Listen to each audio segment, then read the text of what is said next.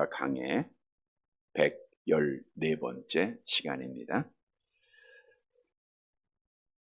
하나님은 의로우신 분이시기에 죄를 미워하십니다.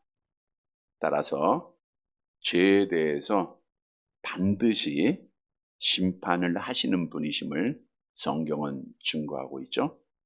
내가 형벌받을 자를 결단코 면제하지 아니하겠다. 나는 죄를 미워한다. 그런데 하나님께서 내리시는 죄의 심판에는 두 종류가 있다는 거예요. 죽이기를 목적으로, 멸망을 목적으로 내리는 심판이 있고, 개선의 목적, 바른 길로 돌아오라고 주시는 심판이 있습니다. 하나님의 택함을 받은 자들에게는 하나님이 죄에 대해서 심판을 하세요. 채찍을 하시는데 돌아오라고 하는 목적 속에 주시는 거예요. 그러나 하나님 앞에 택함받지 못한 자들은 하나님께서 그들을 멸망에 이르게 하기 위하여 심판을 하십니다. 그래서 우리가 죄에 대해서 똑같이 심판을 받지만 그 목적은 다르다는 거예요. 그래서 하나님께서 이런 말씀하셨죠. 이사야서 27장 7절입니다. 같이 봅니다. 주께서 그 백성을 치셨던들 그 백성을 친 자들을 치심과 같겠으며 백성이 죽임을 당하였던들 백성을 죽인 자가 죽임을 당함과 같았겠느냐. 여기서 그 백성, 하나님의 택한 자들을 말하고 있고요. 또 택한 백성들을 친 자들은 바벨론을 말하고 있어요. 그러니까 하나님이 똑같이 바벨론을 들어서 유다를 치십니다. 또 메대와 바사를 들어서 바벨론을 치세요. 모두 다 죄에 대한 하나님의 심판이에요. 근데 오늘 본문에 보니까 다르다 그랬어요? 같다 그랬어요? 같았겠으며 이 말은 다르다라는 거예요. 다르다. 또 백성을 죽임을 당하였던들 백성을 죽인 자가 죽임을 당함과 같았겠느냐? 다르다는 거예요. 말씀드린 대로 택한 자들과 택함받지 못한 자들에게 향하신 하나님의 심판은 다릅니다. 지난주에 다윗은 인구조사를 마치고 양심의 죄를 깨달았다 그랬죠. 그래서 그가 양심의 죄를 깨닫고 하나님께 회개한 말씀을 나누어 드렸는데 우리 10절 말씀을 다시 한번 보도록 할게요. 사무엘하 24장 10절 지난주에 주셨던 말씀이죠. 함께 봅니다. 다윗이 백성을 조사한 후에 그의 마음에 자책하고 다윗이 여호와께 아뢰되 내가 이 일을 행함으로 큰 죄를 범하였나이다. 여호와여 이제 간구하옵나니 종의 죄를 사하여 주옵소서. 내가 심히 미련하게 행하였나이다. 마음에 자책했다는 양심의 법에 찔렸다는 거예요. 그래서 그가 회개를 하고 하나님 내가 미련하게 행했습니다. 내가 하나님 앞에 불신앙에 빠졌습니다. 하나님을 온전히 의지해야 되는데 세상을 의지하려다가 이런 죄를 범했습니다라고 철저하게 회개를 해요. 자, 다윗이 이렇게 회개하면 하나님은 용서를 해줄까요? 안 해줄까요? 회개하면 용서를 약속했어요? 안 했어요? 약속했죠? 하나님은 다윗의 죄를 용서를 하십니다. 성경도 우리가 회개할 때 우리의 죄를 용서하심을 많은 말씀을 통해서 약속하고 있죠. 우리 이사야서 43장 25절 함께 봅니다. 나 곧 나는 나를 위하여 내 허물을 도말하는 자니 내 죄를 기억하지 아니하네. 하나님께서 하나님 위하여 자신 위하여 우리의 죄를 없이 하세요. 하나님이 우리의 죄를 기억하고 계시면 우린 심판받잖아요. 지옥 가잖아요. 하나님의 택한 백성들이 회개하고 돌아오면 그 죄를 다시는 기억하지 않으신다. 용서를 완전히 하신다라고 말씀하고 있는 거죠. 히브리서 8장 12절 함께 봅니다. 내가 그들의 불의를 긍휼히 여기고 그들의 죄를 다시 기억하지 아니하리라 하셨느니라. 자, 그런데 말씀드린 대로 죄는 용서하는데 죄에 대해서 하나님은 심판을 하신다 그랬어요? 안 하신다 그랬어요? 하시는 거예요. 그럼 그게 무슨 용서예요? 죄를 용서했으면 때리지 말아야지. 용서한다고 해놓고 매는 다 때리세요. 우리가 바로 잘 알아야 되는데, 하나님께서 내가 내 죄를 기억하지 아니하고 내 죄를 용서한다, 그 말은 지옥 가지 않게 한다는 거예요. 만일 우리가 하나님 앞에 죄 용서를 받지 못하면 우리는 지옥에 떨어져요. 그러니까 형벌의 심판을 면제해 주겠다, 그 뜻이에요.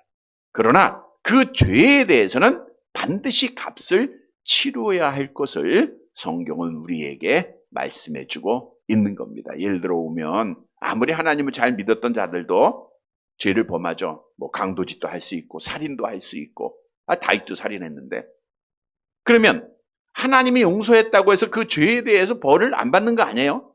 죄는 그대로 다 받는 겁니다. 죄에 대한 징계가 있다는 거예요. 우리가 잘 아는 대로 앞에서 다윗이 밧세바를 범하고 그의 남편 우리아를 죽이기까지 했잖아요. 얼마나 큰 죄입니까? 사람의 기준 속에서 볼 때는 어떻게 저런 죄가 용서받을 수 있을까라고 우리가 생각할 수 있는 큰 죄를 범했어요. 물론 하나님 앞에 큰 죄 작은 죄가 없고 다 같은 죄악이지만 그래도 큰 죄 아닙니까? 근데 다윗이 나단 선지자의 말씀을 듣고 회개를 해야 안 해요? 회개를 해요. 하나님 용서하세요, 안 했어요? 용서하세요. 그런데 그 죄에 대한 벌을 주셨어요, 안 주셨어요? 3가지를 주셨잖아요. 하나는 너의 집에 칼이 끊어지지 않겠다. 그 징계대로 다윗의 집에 칼이 끊어지지 않았잖아요. 또 너는 은밀하게 밧세바를 범했지만 내 첩들이 백주에 내 아들에 의해서 다 강간을 당하게 될 것이고, 그대로 다 됐잖아요.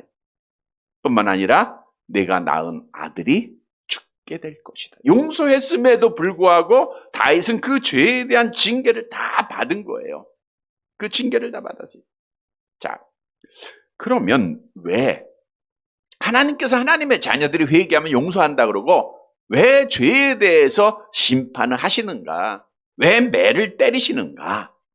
여러분, 우리가 많이 잘못하고 곁길로 많이 갔음에도 불구하고 하나님이 매를 때리지 아니하시면, 물론 지옥은 안 가지만 매도 때리지 아니하시면 하나님을 무서워할 자가 있을까요? 없을까요? 절대로 매 안 때려요. 죄를 밥 먹듯이 짓겠죠? 하나님 안 무서워하겠죠? 마찬가지예요. 우리가 자녀들을, 그래서 잠언서에 그런 말씀을 해요. 징계하라, 매를 때려라. 그런데 자녀들을 징계하지 않는다? 그러면 그 자녀들이 부모를 무서워해요, 안 무서워해요? 안 무서워하잖아요. 자기 멋대로 살잖아요. 오늘날 그런 아이들이 너무나도 많아요. 성경도 우리에게 말씀하고 있죠. 전도서 8장 11절 함께 봅니다. 악한 일에 관한 징벌이 속히 실행되지 아니하므로 인생들이 악을 행하는 데에 마음이 담대하도다. 우리가 하나님의 징계가 없으면 악을 행하는 데 담대해져요. 매를 안 맞는데, 하나님의 매를 안 치시는데 악을 행할 수밖에 없는 거예요. 로마서 1장 28절도 같은 말씀이죠. 함께 봅니다. 또한 그들이 마음에 하나님 두기를 싫어하며 하나님께서 그들을 그 상실한 마음대로 내버려 두사 합당하지 못한 일을 하게 하셨으니. 그러니까 우리가 하나님의 징계가 없으면 하나님 앞에 합당한 일을 할 수가 없어요. 뿐만 아니라 징계하지 않으면 바른 길로 안 돌아옵니다. 하나님이 잘못된 길로 갔을 때, 죄를 범했을 때, 죄라고 하는 것은 불법, 하나님의 법에 어긋나는 길을 갈 때 하나님이 바른 길로 돌아오라고 우리를 때리시잖아요. 그 목적은 바른 길로 돌아오라는 거예요. 그래서 하나님의 징계는 우리에게 결국은 복을 주시는 거다라고 성경은 증거하죠. 히브리서 12장 10절 함께 봅니다. 그들은 잠시 자기의 뜻대로 우리를 징계하였거니와 오직 하나님은 우리의 유익을 위하여 그의 거룩하심에 참여하게 하시느니라. 거룩한 성도의 길, 복받는 길, 신앙의 길로 돌아오라고 우리가 잘못했을 때 하나님이 징계하시는 거예요. 여러분, 따라서 하나님의 택한 백성들이 범죄하고 회개할 때 용서하시지만 징계는 내리신다. 이걸 우리가 잊지 말아야 돼요. 죄의 값은 치러야 돼요. 잘못했으면 죄를 벌을 받는 거, 이건 당연한 겁니다. 이 벌마저 안 받는 것은 하나님의 사랑에서 죄된 것임을 우리는 분명히 알아야 돼요. 오늘 본문으로 가보면 다윗이 범죄함으로 말미암아 회개했죠. 이제는 하나님의 징계가 내려요. 징계 심판이 있는 거예요. 자, 징계를 받을 때, 하나님께로부터 매를 맞을 때 다윗이 어떻게 행했는가? 이것은 우리가 이 세상을 살아가는 동안에 하나님 앞에 징계, 채찍을 맞을 때가 참 많습니다. 우리가 하나님 앞에 죄를 범하고 회개하고 징계를 받을 때 어떻게 해야 할 것인가를 교훈해주고 있는 거예요. 따라서 오늘 말씀을 통해서 우리가 징계가 하나님의 매임을 분명히 알고 하나님 앞에 온전히 돌아와서 복된 길로 살아가는 성도들이 되시기를 간절히 바랍니다. 첫째로 징계 때에 하나님의 말씀을 들어야 돼요. 하나님의 말씀을 듣는 귀가 열려져야 됩니다. 본문 11절 말씀을 보도록 할게요. 11절. 같이 봅니다. 다윗이 아침에 일어날 때에 여호와의 말씀이 다윗의 선견자 된 선지자 갓에게 임하여 이르시되. 다윗이 아침에 일어날 때에. 10절의 말씀과 계속 이어지는 거예요. 10절에서 뭐 했어요? 회개했죠? 자, 회개를 하고 있는 다윗에게 그 다음 절에 아침에 일어날 때 이 말씀은 다윗이 밤새도록 회개했다 그 뜻이에요. 밤이 지새도록 그가 하나님 앞에 철저하고 완전하게 회개했다 그 뜻입니다. 그가 아침에 이제 회개의 자리에서 일어나는 거예요. 그랬더니 여호와의 말씀이 다윗에게 선지자 갓에게 여호와의 말씀이 임합니다. 그리고 다윗에게 보내게 되죠. 갓은 나단 선지자와 더불어 다윗이 통치한 기간에 이스라엘 선지자로, 유다 선지자로 활동을 했던 자예요. 일찍이 다윗이 사울을 피해 모압 땅으로 갔을 때 갓 선지자가 거기 이방 나라 가면 안 됩니다. 당신은 유다 땅으로 돌아와야 됩니다. 라고 권면했던 자가, 하나님의 말씀을 전했던 자가 갓 선지자임을 성경은 증언하죠. 사무엘상 22장 5절 함께 봅니다. 선지자 갓이 다윗에게 이르되 너는 이 요새에 있지 말고 떠나 유다 땅으로 들어. 그래서 이 말을 듣게 되죠. 자, 오늘 본문으로 다시 돌아가 보면 하나님께서 다윗이 회개할 때 밤새 지새우고 눈물 흘리고 그가 하나님 앞에 철저하게 회개를 해요. 용서를 하십니다. 그리고 누구를 보내요? 선지자를 보내요. 왜 보내죠? 하나님의 말씀을 전하기 위해서 보내는 거예요. 다시 말하면 하나님의 말씀을 전하는 선자를 보냈다는 것은 다윗이 하나님의 말씀을 어떻게 해야 된다는 거예요? 들어야 된다라는 것을 의미해주고 있는 거죠. 따라서 오늘 본문이 우리에게 주는 교훈은 우리가 하나님 앞에 범죄했을 때 철저하게 회개합니다. 그리고 하나님의 말씀을 들어야 돼요. 하나님의 말씀을 들어야 여호와께로 돌아올 수 있는 겁니다. 하나님의 말씀을 들어야 하나님의 뜻을 분별하는 지혜를 얻게 됩니다. 우리가 징계를 받고 아프고 힘들 때 세상 찾아가고 세상의 말 듣고 세상의 힘을 의지하고 방법을 의지하는 게 아니에요. 우리 믿는 성도들, 정말 하나님의 사랑으로 주의 자녀된 자들이 징계받을 때는 오직 귀가 하나님의 말씀에만 열려져야 돼요. 이런 성도들이 되시기를 바랍니다. 유다 나라가 하나님 앞에 수없이 범죄를 해요. 그리고 결국 하나님 앞에 심판받은 이유, 버림받은 이유는 하나님의 말씀을 듣지 않았다라고 성경은 우리에게 증언하고 있죠. 에레미야서 25장 4절 말씀입니다. 함께 봅니다. 그러므로 여호와께서 그의 모든 종 선지자를 너희에게 끊임없이 보내셨으나 너희가 순종하지 아니하였으며 귀를 기울여 듣지도 아니하였도다. 모든 종 선지자들을 너희에게 끊임없이 보내. 주전 7세기에 하나님의 선지자로 일했던 자들, 에레미야 선지자, 스바냐 선지자, 하박국 선지자, 계속해서 하나님이 그 선지자들을 보내는 거예요. 그럼에도 불구하고 그들은 귀를 기울여 듣지 않았다. 하나님의 말씀을 듣지 않았다는 것은 세상 말 들었다는 거예요. 하나님 앞에 불신앙했다는 것은 그들이 세상에서 우상숭배했다는 겁니다. 하나님의 말씀을 안 들어요. 그게 결국 망하잖아요. 따라서 우리는 하나님의 말씀을 듣는 자들이 돼야 돼요. 오늘 오전에도 말씀드렸잖아요. 하나님의 말씀은 성경 66권으로 완성이 됐는데 이 말씀은 천지가 없어질 때까지 결코 없어지지 아니하고 다 이루어질 하나님의 말씀이라는 거예요. 그러니까 우리가 이 성경 66권의 말씀을 듣고 따라가야 된다. 좌우로 치우치지 말라. 이 말씀을 따라가면 반석 위에 세워진 믿음의 집을 짓는 자들이 된다. 그래서 우리가 성경을 들어야 될 것을 오늘도 말씀했는데 오늘도 갓선지자를 통해서 갓선자를 통해서 다윗 왕에게 하나님이 말씀한 거예요. 그걸 듣는 거예요. 우리도 하나님의 말씀을 듣는 자들이 돼요. 왜냐? 우리가 곁길로 갈 때 하나님이 징계한다 그랬죠. 바른 길로 와야죠. 우리를 구원에 이르도록 바른 길 가게 하는 것 성경 말씀밖에 없습니다. 시편 119편에 보면 하나님의 말씀은 내 발에 등이요 어두운 이 세상에서 바른 길 가게 하는 게 하나님의 말씀이에요. 그래서 베드로전서 2장 2절 암송합니다. 갓난 아이들같이 순전하고 신령한 젖을 사모하라. 이는 그로 말미암아 너희로 구원에 이르도록 자라게 하려 합니다. 여기서 구원은 받았는데 구원에 이르도록 구원의 완성 영화를 말하고 있는 거예요. 하나님의 말씀은 우리를 영화에 이르도록 구원의 완성을 위하여 자라게 하는 유일한 도구예요. 그러니까 우리는 날마다 갓난 아이들같이 하나님의 말씀을 사모해야 돼요. 마치 아기가 엄미의 젖을 사모하듯 우리는 하나님의 말씀을 사모하는 자들이 돼야 돼요.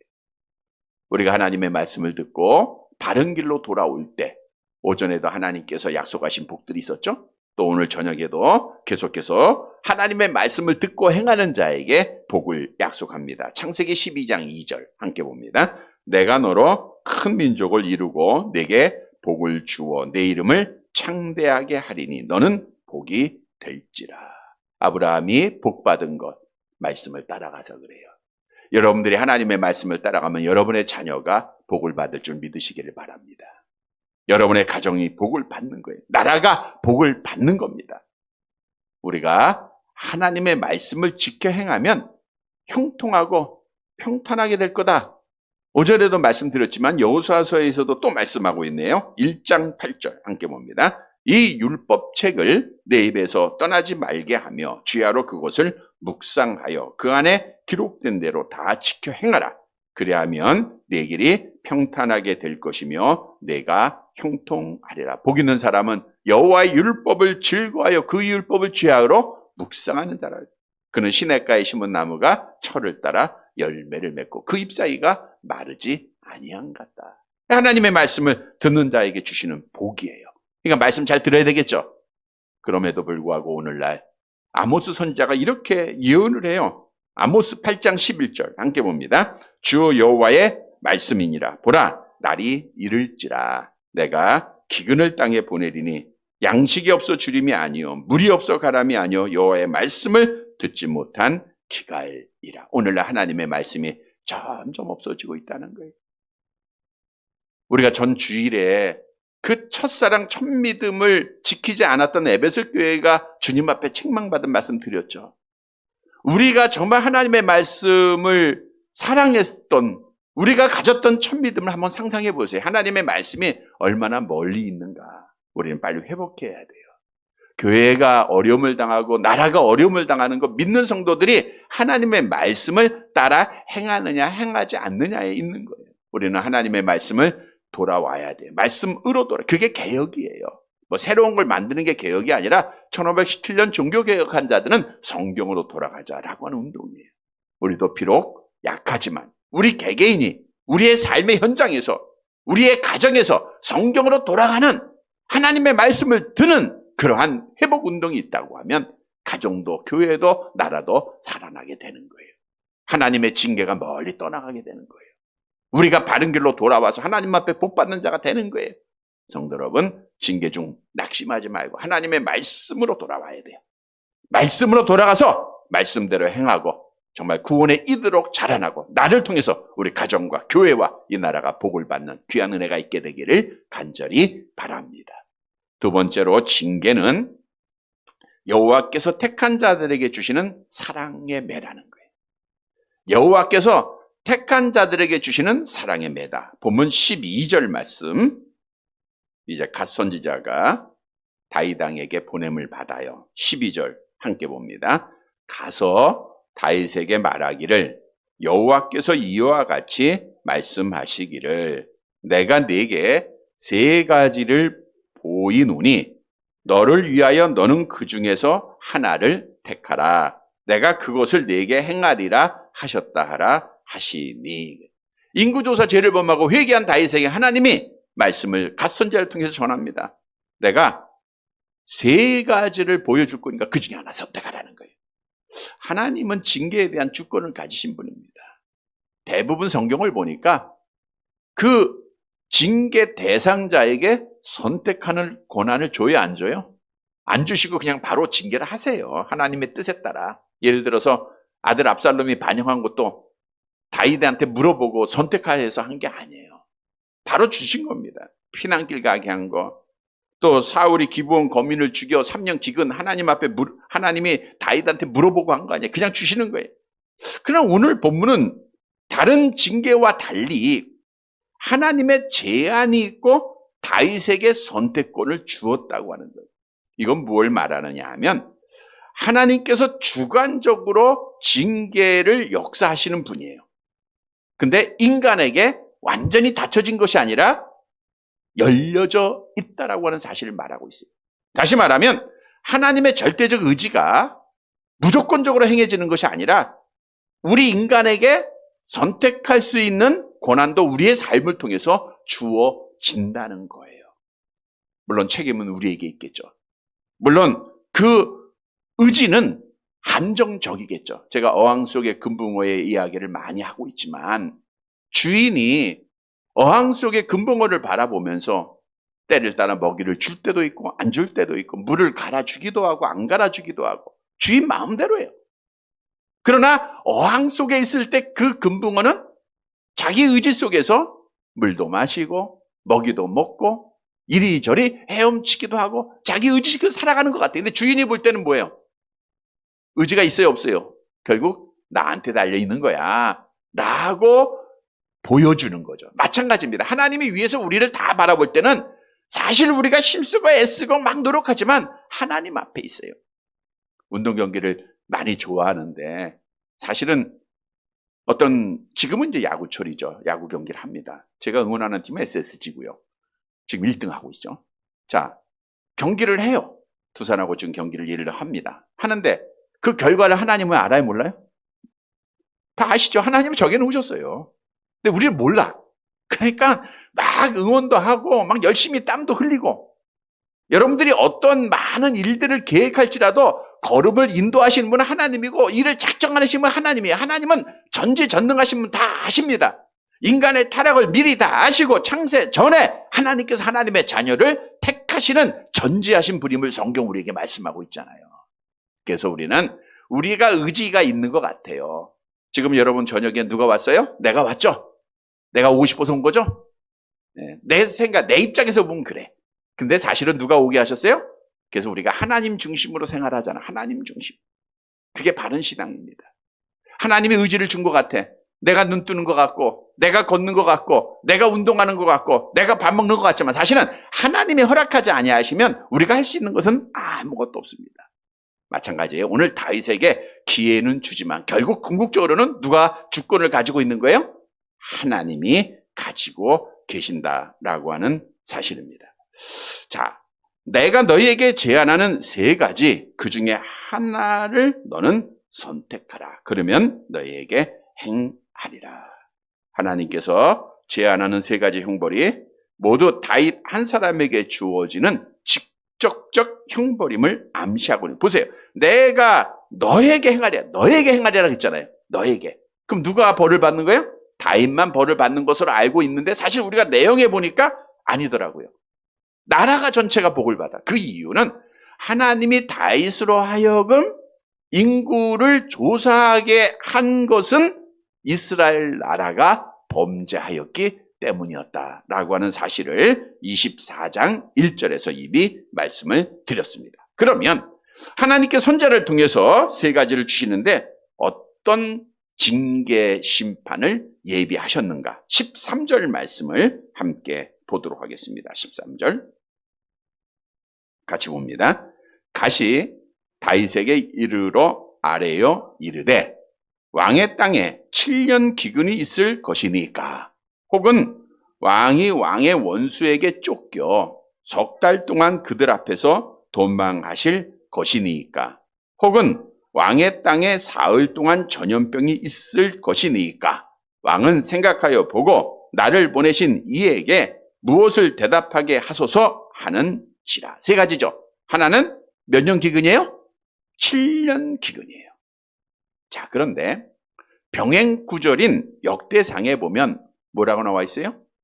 3년 나와 있죠? 21장 12절 같이 봅니다. 혹 3년 기근이든지, 혹 내가 석 달을 적군에게 패하여 적군의 칼에 이건 뭐 같은 다른 거는 같은 내용인데 여기서 이제 3년 기근으로 나와요. 오늘 사무엘하에서는 몇 년 기근이에요? 7년 기근, 4년 차이가 있어요. 성경의 오류죠. 오류로 우리가 이해해 볼 수 있죠. 그러나 성경은 오류가 있어요, 없어요? 없다는 거예요. 자, 그러면 이 말씀은 학자들이 어떻게 해석을 하고 있는가? 우리가 역대상으로 가보면 역대상 21장 7절을 한번 보세요. 역대상 21장 7절 같이 봅니다. 하나님이 이 일을 악하게 여기사 이스라엘을 쳤죠. 사무엘하는 이 내용을 기록하지 않은 거예요. 이스라엘을 하나님이 치시고 다윗이 회개를 합니다. 역대상에 보니까 21장 8절 보세요. 함께 봅니다. 다윗이 하나님께 아뢰되 내가 이 일을 행함으로 큰 죄를 범하였나이다. 이제 간구하옵나니 종의 죄를 용서하여 주옵소서. 내가 심히 미련하게 행하였나이다. 그리고 나서 선지자가 택하라, 3년 기근을 할 거냐. 자, 오늘 본문으로 와보면 7년으로 할 거냐, 이렇게 나온 거죠. 자, 그러면 어떤 해석이 가능하느냐? 역대상 21장 7절에 하나님이 이스라엘을 먼저 치셨다 그랬죠.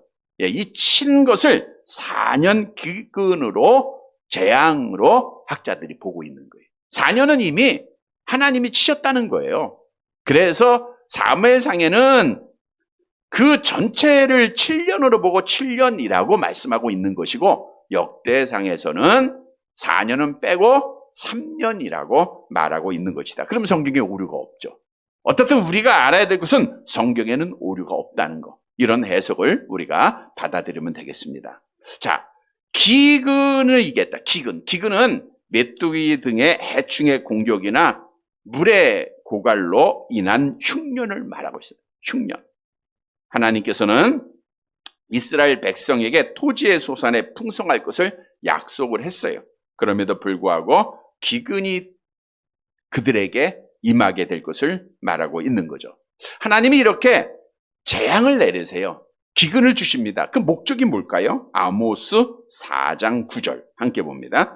내가 곡식을 마르게 하는 재앙과 깐부기 재앙으로 너희를 쳤으며 팥중이로 너희의 많은 동산과 포도원과 무화과 나무와 감람나무를 다 먹게 하였으나 너희는 내게로 돌아오지 아니하였느니라. 여호와의 말씀. 하나님이 기근을 주시는 것은 목적이 뭐예요? 내게로 돌아오라. 이것은 사랑의 매다, 그거예요. 사랑의 매다. 하나님의 택한 자들에게 기근을 주시고 먹을 것 없게 하시는 것은 하나님의 사랑의 매다라고 하는 거 우리가 알아야 돼요. 자, 또 두 번째, 하나님께서 이제 다윗에게 주신 말씀은 왕이 원수에게 쫓겨 석 달 동안 그들 앞에서 도망하실 것. 이거는 전쟁에서 패했다는 거죠. 그래서 급하게 도망가서 이제 이방 나라에 도망가서 살게 된다. 다윗이 큰 위험, 목숨의 위험을 갖게 된다라는 걸 말씀하고 있는 거고요. 또 세 번째 거는 왕의 땅에 사흘 동안 전염병이 있을 것. 고대 세계의 가장 무서운 전염병 중에 하나가 쥐벼룩에 의해서 옮겨주는 패스트입니다. 그래서 학자들은 이 전염병이 패스트다, 이렇게 해석을 하고 있어요. 이 병은 오한이나 출혈이나 폐렴을 수반하고 감염된 환자가 24시간 안에 죽는 아주 무서운 전염병입니다. 하나님은 이 전염병을 하나님의 백성들에게는 징계의 도구로, 하나님 앞에 택함받지 못한 자들에게는 심판의 도구로 사용하셨음을 성경은 말씀하고 있죠. 에스겔서 33장 27절 함께 봅니다. 들에 있는 자는 들짐승에게 넘겨 먹히게 되고 산성과 굴에 있는 자는 전염병에 죽게 하리라. 그리고 이제 선지자가 다윗 왕한테 말합니다. 왕은 잘 생각해보고 나를 보내신 이에게 무엇을 대답할 것인지 알게 해달라라고 이제 말을 하게 됩니다. 자, 여호와 하나님은 오늘 본문의 말씀을 통해서 다윗이 범죄함으로 그의 죄를 용서하셨지만 징계를 주시는데 3가지의 징계를 말씀을 했어요. 그런데 이것은 하나님께서 다윗에게 선택의 권한은 줬지만, 선택할 수 있는 의지는 줬지만 궁극적으로는 하나님께서 주권을 가지시고 행하셨다고 하는 사실이에요. 다시 말하면 하나님이 주시는 징계는 사랑하는 자들, 택함받은 자들에게는 사랑의 매예요. 사랑의 표시 중에 한 방법이라는 것이죠. 그래서 성경도 우리에게 이렇게 말합니다. 사무엘하 7장 14절 함께 봅니다. 나는 그에게 아버지가 되고 그는 내게 아들이 되리니 그가 만일 죄를 범하면 내가 사람의 매와 인생의 채찍으로 징계하려니와. 내 아들이 된다 그랬잖아요. 그래서 히브리서 기자가 뭐라고 말했어요? 12장 6절 8절 함께 봅니다. 주께서 그 사랑하는 자를 징계하시고 그가 받으시는 아들마다 채찍질 하심이라 하였으니 징계는 다 받는 것이거늘 너희에게 없으면 사생자여 친아들이. 우리가 잘못했어요. 그런데 하나님의 징계가 없다? 이건 친아들이 아니라는 거예요. 그러니까 우리가 징계를 받고 아픔을 당하고 뭐 여러 모양으로 나타나겠죠. 그것은 다 하나님이 주권을 가지시고 사랑으로 우리에게 내리신 표다, 매다라고 하는 사실을 우리는 인식을 해야 돼요. 왜 하나님 왜 나 때리십니까? 내가 뭔 죄 졌습니까? 이런 게 아니라 우리의 죄에 대해서 하나님이 심판하는 거예요. 그건 징계의 채찍입니다. 그래서 잠언서 3장 12절 함께 봅니다. 대저 여호와께서 그 사랑하는 자를 징계하시기를 마치 아비가 그 기뻐하는 아들을 징계한 같이 하시느니라. 하나님은 사랑하기 때문에 주시는 거예요. 사랑하시기 때문에. 그래서 우리는 어떤 징계 속에서도 절망과 낙심하지 말고 받아들여야 돼요. 당연히 받아야죠. 그리고 어떻게 하면 돼요? 돌아오면 되는 거예요. 하나님의 사랑에 매여 우리가 하나님에 대해서 원망할 자격도 없는 거예요. 우리는 하나님의 사랑의 매가 하나님의 주권을 가지고 사랑하는 자들에게, 택한 자들에게 주시는 징계다라고 하는 사실을 이 시간 다시 한번 깨닫는 우리 성도들이 되시기를 간절히 바랍니다. 그러면 3번째 마지막 되죠. 이렇게 징계할 때 누구나 아프죠. 힘들죠. 괴롭죠. 어떻게 해야 돼요? 하나님의 은혜만 구해야 돼요. 힘들고 어렵고 징계받을 때 하나님의 은혜만 구해야 됩니다. 하나님만 바라봐야 돼요. 본문 14절 말씀. 자, 14절 갓 선지자의 말을 듣고 다윗이 이제 이런 말을 하죠. 함께 봅니다. 다윗이 갓에게 이르되 내가 고통 중에 있도다 청하건대 여호와께서는 긍휼이 크시니 우리가 여호와의 손에 빠지고 내가 사람의 손에 빠지지 아니하기를 원하노라 하는지라.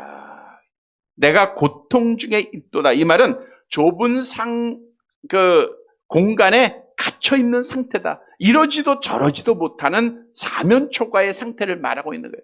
3가지 재앙 보세요. 뭐 하나 정말 피할 길이 없는 거 아니에요. 너무나도 고통스럽다 그거예요. 다윗이 하나님 앞에 회개하고 징계를 받을 때 참 고통스러웠어요. 그리고 나서 말하기를 뭐라 그래요? 여호와께서는 뭐가 크시니? 긍휼이 크시니. 여호와께서는 긍휼이 크시니 우리가 여호와의 손에 빠지고 우리가 여호와의 손에 빠지자. 3가지를 말해. 갓선자를 통해서 7년 휴영이냐? 한 달 도망갈 거냐? 아니면 기근 전염병을 얻을 거냐? 그랬잖아요. 근데 정확하게 다윗이 대답은 안 했어요. 대답은 안 하고 뭐라 그래요? 여호와의 긍휼이 크시니 우리가 여호와의 손에 빠지겠다라고 대답을 해요. 여호와의 손에 빠지겠다. 자, 그러면 사람의 손에는 빠지지 않겠다 그거 아니에요.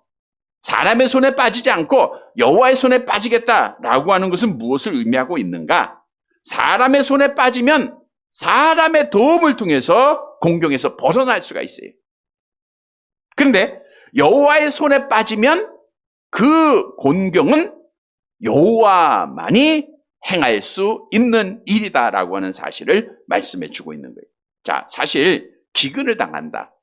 기근을 당하면 먹을 게 없죠. 그러나 다른 이방 나라에 의해서 뭐 화친 조약을 맺고 뭐 곡식을 수입하고 그래서 기근을 어느 정도 이겨나갈 수도 있어요. 또 다윗이 뭐 한 달 동안 어떤 뭐 도망을 간다 할지라도 또 여러 나라의 도움 속에서 살아날 수 있어요. 그러나 전염병은 성경에서 여호와께서 행하시는 칼로 심판의 도구로 분명히 말씀하고 있어요. 역대상 21장 12절 함께 봅니다. 혹 여호와의 칼 곧 전염병이 사흘 동안 이 땅에 행해. 여호와의 칼 곧 전염병이에요. 그러니까 전염병은 어느 사람의 힘으로 해결할 수 있는 것이 아니라는 거예요. 여호와께서 주시는 거예요. 그러니까 오늘 본문에서 내가 여호와의 손에 빠지겠다 이 말은 무슨 징계를 원한 거예요? 예, 전염병, 저녁에 전염병 가는 그거 택한 거예요. 전염병. 여러분, 전염병이라는 것 하나님의 칼이에요. 하나님의 심판의 도구입니다. 택한 자들에게는 징계의 도구고요. 택함받지 못한다는 것은 형벌의 도구예요. 우리나라가 전 세계가 지금 전염병을 앓고 있어요. 이 전염병도 여호와의 칼이라는 거 우리는 잊지 말아야 돼요. 여호와의 칼. 자, 그런데 오늘 본문으로 가보면 여호와의 손에 빠지기를 다윗이 택하면서 구한 게 뭐예요? 여호와의 긍휼을 구했다는 거예요. 여호와의 긍휼을 구했다. 그래서 이제 여호와 하나님이 다윗이 택한 대로 온 나라에 전염병을 주죠. 15절 말씀 보세요. 15절 같이 봅니다. 이에 여호와께서 그 아침부터 정하신 때까지 전염병을 이스라엘에게 내리시니 단에서부터 브엘세바까지 백성의 죽은 자가 7만 명이라. 그 아침부터 다윗이 정한 그 시간, 그날 아침부터 사흘 동안 전염병이 있는 거예요. 그래서 단에서부터 브엘세바까지. 예. 요압이 인구 조사할 때 어디서 어디까지요? 단에서부터 브엘세바까지죠. 예. 같은 겁니다. 온 나라에 전염병을 주었다는 거예요. 물론 이제 다음 주에 보니까 한 곳이 제외도 됩니다. 예. 거기는 임하지 않았지만 어떤 온 땅에 하나님의 전염병으로 심판으로 인해서 징계로 인해서 몇 명이 죽어요? 7만 명이 죽임을 당해요. 자, 그런데 여기서 중요한 말씀이 있어요. 하나님의 징계는 피할 수가 있어요, 없어요? 없어요. 근데 다윗은 징계는 받되 그래서 그는 뭘 구해요? 여호와의 긍휼을 구했다는 거예요. 이 말은 여호와의 은혜, 긍휼이라는 그 은혜, 자비죠. 당신의 자비, 당신의 은혜만 나는 구할 뿐입니다. 라고 그가 여호와를 온전히 의지했다고 하는 거예요. 왜냐? 우리가 이 땅에서 어려운 일 당하고 또 안 되고 아프고 힘들고 다 누가 주시는 거예요? 우리 징계 주시는 분이 누구예요? 하나님이 택한 자들에게는 사랑의 매로 주신다 그랬잖아요. 모든 것은 하나님이 주권 속에 있어요. 성경도 증거하죠. 이사야서 45장 7절 함께 봅니다. 나는 빛도 짓고 어둠도 창조하며 나는 평안도 짓고 환난도 창조하나니 나는 여호와라. 이 모든 일들을 행하는 자니라 하였느니라. 여러분, 우리의 인생에 어둠이 있으면 빛도 있고요. 또 잘 될 때도 있고 안 될 때도 있고요. 건강할 때도 있고 아플 때도 있어요. 우리가 힘들고 얻을 때 또 우리가 환난을 당할 때 우리는 하나님의 택한 자들로 하나님이 내리시는 징계의 채찍이라는 거예요. 누가 주신다고요? 하나님이. 그러니까 누가 문제 해결해요? 하나님이. 그러니까 여호와를 구해야죠. 은혜를 구할 수밖에 없는 거예요. 신명기 32장 39절에도 여호와는 이런 분입니다. 함께 봅니다. 이제는 나 곧 내가 그인 줄 알라. 나 외에는 신이 없도다. 나는 죽이기도 하며 살리기도 하며 상하기도 하며 낫게도 하나니 내 손에서 등이 빼앗을 자가 없도다. 다윗은 이걸 알았어요. 우리가 하나님 앞에 징계 채찍을 받고 수많은 사람이 죽고 전염병의 백성이 고통을 당해도 환난을 당해도 여호와 은혜만 구하면 된다는 거예요. 여호와 은혜만 구하면 우리가 바른 길로 돌아올 수 있고 여호와의 은혜만 구하면 우리가 그 모든 환난에서 구원받을 수 있음을 성경을 통해서 우리에게 증언해주고 있는 거예요. 그래서 우리는 어렵고 힘든 일 당할 때 여호와의 은혜를 구해야 돼요. 세상 의지하지 말라는 거예요. 하나님만 의지하고 하나님만 바라보고 은혜를 구하세요. 기도라고 하는 방법이겠죠. 하나님, 나를 구원해 주세요. 하나님, 이 문제 해결해 주세요. 하나님의 은혜만을 구하시기를 바랍니다. 다윗은 그랬던 거예요. 그 여호와의 긍휼을 구한 거예요. 그래서 그가 결국에는 모든 것을 이겨나가지 않습니까? 여러분, 성경도 우리가 하나님의 은혜를 구하고 인내하는 자에게 이런 복을 약속하죠. 히브리서 12장 11절 함께 봅니다. 무릇 징계가 당시에는 즐거워 보이지 않고 슬퍼 보이나 후에 그로 말미암아 연단받은 자들은 의와 평강의 열매를 맺느니라. 우리가 하나님의 은혜를 구하면 결국은 평안하게 돼요. 하나님의 은혜를 구하면 결국에는 의의 열매를 맺게 됩니다. 이게 하나님의 약속이에요. 성도 여러분, 어떤 아픔이 있어도 어떤 징계의 매를 맞아도 절망하지 말고 여호와의 은혜를 구하는 사랑하는 성도들이 되시기를 간절히 바랍니다. 말씀을 정리해 드립니다. 하나님은 죄를 미워하시는 분으로 죄에 대해서는 반드시 심판을 하십니다. 하나님의 택함을 받지 못한 자들에게는 멸망을 목적으로 심판하시고 죽이는 일을 하시고 지옥 가게 하시고, 하나님 앞에 택함받은 자들은 개선의 목적, 그 목적 속에 하나님이 징계 채찍을 내리세요. 하나님 앞에 택함받고 예수 그리스도 믿고 구원받은 하나님의 자녀들, 죄를 범할 때 우리가 회개해야 돼요. 그러면 하나님이 용서하시는데 죄에 대해서는 벌을 받아야 되는 거예요. 이건 당연한 겁니다. 이 벌까지 안 받으려고 하면 이거는 하나님을 우리가 무시하는 행위죠. 우리는 다윗이 벌을 받았듯 우리도 벌은 받아야 돼요. 중요한 것은 이 징계 채찍을 맞을 때 아픕니다. 어떻게 해야 할 것인가? 먼저는 이 징계 채찍이 하나님의 주권 속에 나에게 임하는 사랑의 매라고 하는 사실을 알아야 돼요. 그리고 하나님의 말씀으로 가야 됩니다. 하나님의 말씀에 비추어서 내가 잘못한 건 뭔가, 내가 어떤 길로 와야 될 것인가를 알고 뭘 구해라? 여호와의 긍휼, 여호와의 은혜를 구해야 돼요. 그것이 징계를 이기는 길임을 오늘 본문은 말씀해주고 있습니다. 사랑하는 성도 여러분, 우리는 연약한 인간이기에 죄를 범할 수밖에 없고 그 죄에 의해서 하나님 앞에 징계 채찍을 맺을 수밖에 없는 사랑의 매를 맺어야 될 우리들이에요.